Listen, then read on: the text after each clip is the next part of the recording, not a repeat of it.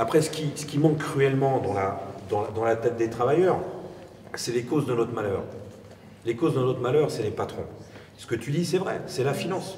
C'est la finance, c'est notre patron, c'est nos patrons. Aujourd'hui, quand un patron d'une grande entreprise, là, moi je vois la famille Peugeot, là, pour l'année 2018, elle va avoir 780 millions de dividendes.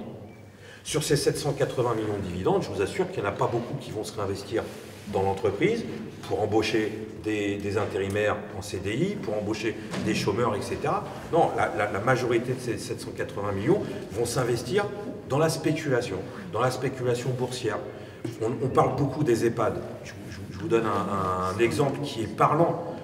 On parle beaucoup des EHPAD pour nos anciens. Orpea, c'est un groupe privé, le deuxième groupe privé en France, qui gère un certain nombre d'EHPAD en France. C'est un groupe privé. Qui c'est qui est actionnaire Orpea? La famille Peugeot. 6%.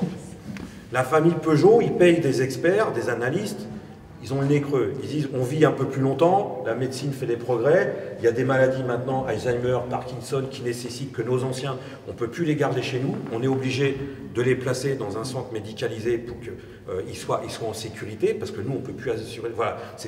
Donc, il y a du pognon à se faire. Il y a du fric à se faire.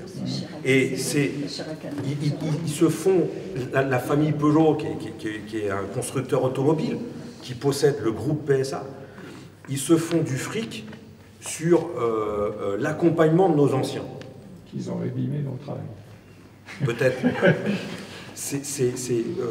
La finance, c'est ça, c'est qu'ils s'achètent, ils se vendent des parts de marché, des parts d'entreprise en fonction du cours de la bourse, en fonction de ce que l'entreprise elle peut ramasser comme bénéfice. Et évidemment, derrière, les EHPAD, si c'est la famille Peugeot qui dirige les EHPAD, il faut que ça rapporte.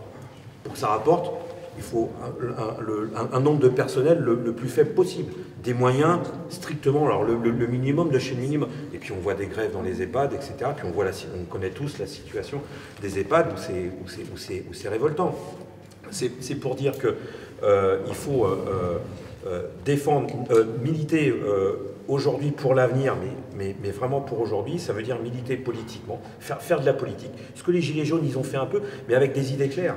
Justement pour dénoncer les vrais responsables. Et les vrais responsables, c'est pas simplement Macron, mais c'est derrière toute cette bourgeoisie, ces familles, les Peugeot, les Bettencourt, etc.